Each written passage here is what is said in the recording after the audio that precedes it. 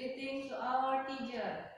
Assalamualaikum warahmatullahi wabarakatuh. Waalaikumsalam warahmatullahi wabarakatuh. Selamat siang. Siang, Bu. Sehat? Sehat, Bu. Oke, alhamdulillah. Kita hadir semua hari ini? Hadir, Bu. Ada yang nggak hadir? Enggak. Baik. Sebelum kita mulai ke materi, Ibu akan menunjukkan sebuah gambar. Di sini kamu bisa menganalisa ada apa dengan gambar ini. Sesuai dengan materi kita yang kemarin tentang cerpen. Kalau minggu kemarin kita membahasnya tentang struktur kebahasaan dalam cerpen, maka kali ini kita akan mencoba untuk membuatnya menjadi sebuah cerpen dari pengalaman pribadi kamu. Nah, jika kita lihat di sini ada sebuah gambar. Menurut kamu dari gambar ini akan tercipta sebuah cerita dengan tema apa?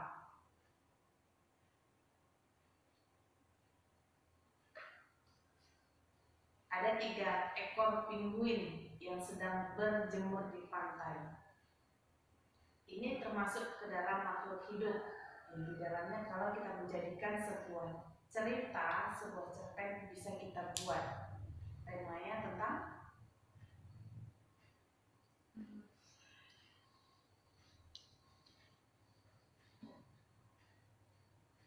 tiga orang nih kemana-mana selalu bersama. Ada si Ani, si Budi, si Joko, pokoknya 3 orang ini disebut dengan teman atau sahabat. Nah, dari gambar ini bisa saja kita jadikan sebuah tema dengan judul sahabat. Nanti kamu akan membuat cerpennya dengan tema tersebut. Otomatis setiap kamu punya teman kan, punya sahabat kan? Nah, dari sahabat itu mungkin sudah banyak yang kamu lalui, baik itu suka, baik itu duka, itu akan bisa kita jadikan sebuah cerpen. Next, karya kita menelaah struktur dan aspek kebahasaan cerita pendek yang dibaca atau didengar. Kemarin kita sudah menelaah strukturnya. Indikatornya siswa menelaah struktur cerpen yang disajikan. Kita kemarin juga sudah coba untuk menelaah atau mencari aspek kebahasaan dalam sebuah cerpen yang disajikan. Selanjutnya, materinya masih dalam dengan indikator yang sama, masih dalam dengan KD yang sama. Materi kita mengungkapkan pengalaman dan gagasan dalam bentuk cerpen. Di sini ada 6 langkah yang perlu kamu perhatikan ketika kamu akan membuat sebuah cerita pendek. Apa saja dia? 1, ada tema. Tema ini sudah jelas adalah kata kunci yang akan kita jabarkan. Bisa saja kalau tadi kita ambil contohnya temanya adalah persahabatan. Dari kata kunci persahabatan ini kamu akan berikan kalimat penjelas. Baru setelah itu jadilah sebuah teks cerpen. Ini dari tema. Dia berdasarkan 1 kata saja. Kemudian menentukan sudut pandang. Sudut pandang itu biasanya dipakai atau digunakan oleh seseorang dalam membuat sebuah cerita. Artinya dia memposisikan dirinya dari segi yang mana. Sudut pandang ini ada sudut pandang ada 2. Sudut pandang orang pertama, pelaku utama, dan sudut pandang orang ketiga sebagai pengamat.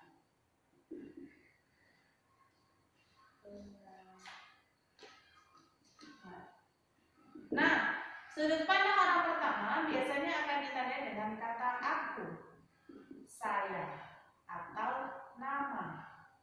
Ini dia yang menandakan bahwa dia adalah sudut pandang orang pertama. Kemudian kalau dia sudut pandang orang ketiga, dia akan menggunakan kata ia, dia, kamu, engkau. Ini yang menandakan bahwa dia adalah sudut pandang orang ketiga, di mana dia hanya berperan sebagai pengamatnya saja. Dia hanya melakukan sebatas mengamati apa sih yang akan terjadi dari masalah yang dia timbulkan. Tapi lain halnya ketika dia menjadi sudut pandang orang pertama, pelaku utama, otomatis dia akan menceritakan seluruhnya, baik itu jalan ceritanya, baik itu pelakunya, tokohnya, dia akan berperan secara keseluruhan di sudut pandang orang pertama. Kemudian menentukan penokohan. Biar aja lah dianggap ular ini, yang penting paham. Menentukan penokohan. Ada tokoh dan penokohan. Yang kamu tahu selama ini tokoh itu terbagi menjadi 3. 1 tritagonis, 2 antagonis, 3 protagonis.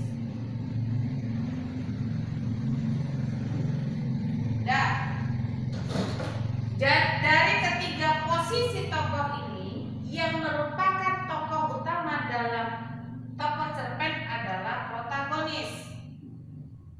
Dia tokoh utama, tokoh yang mempunyai peranan secara langsung. Artinya dia hanya pemerannya dalam hal cerita yang disajikan. Tentu kalau dalam protagonis atau tokoh utama tidak akan mungkin berjalan sendiri tanpa adanya tokoh pembantu. Tokoh pembantu itu siapa? Tokoh pembantu disebut dengan antagonis. Nah, lalu Bu, fungsinya dari tritagonis ini apa? Fungsi dari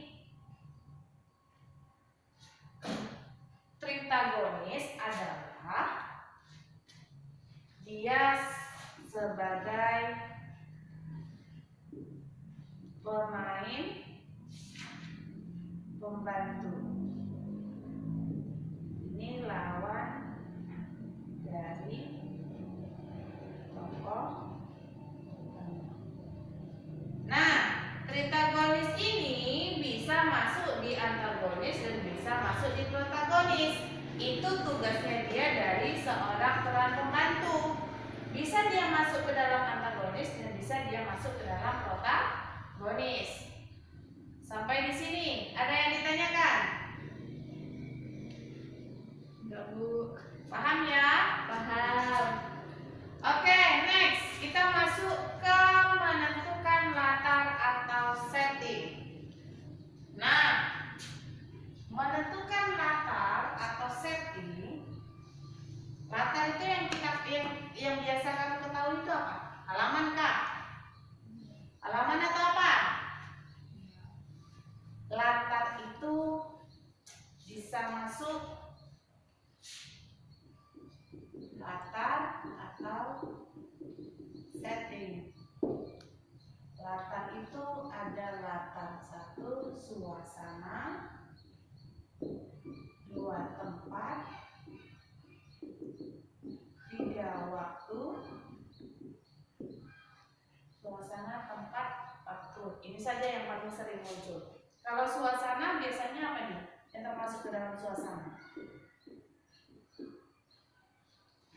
Sedih, gembira, dan lain sebagainya. Kalau tempat, sekolah, pasar,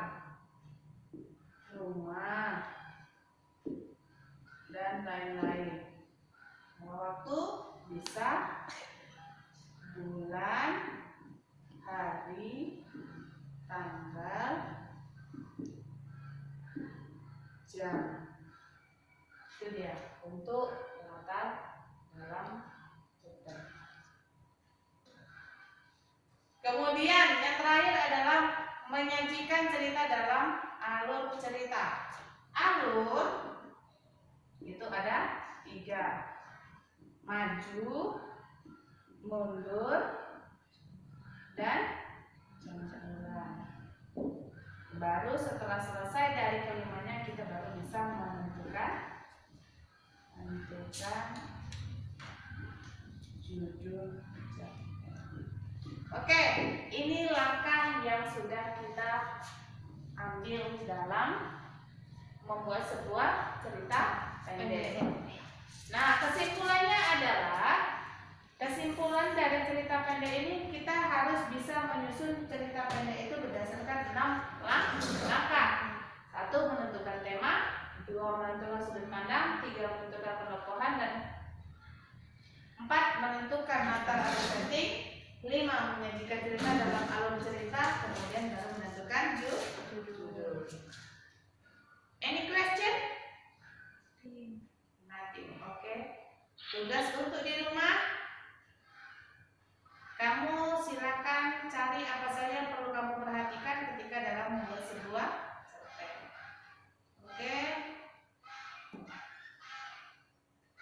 Saya rasa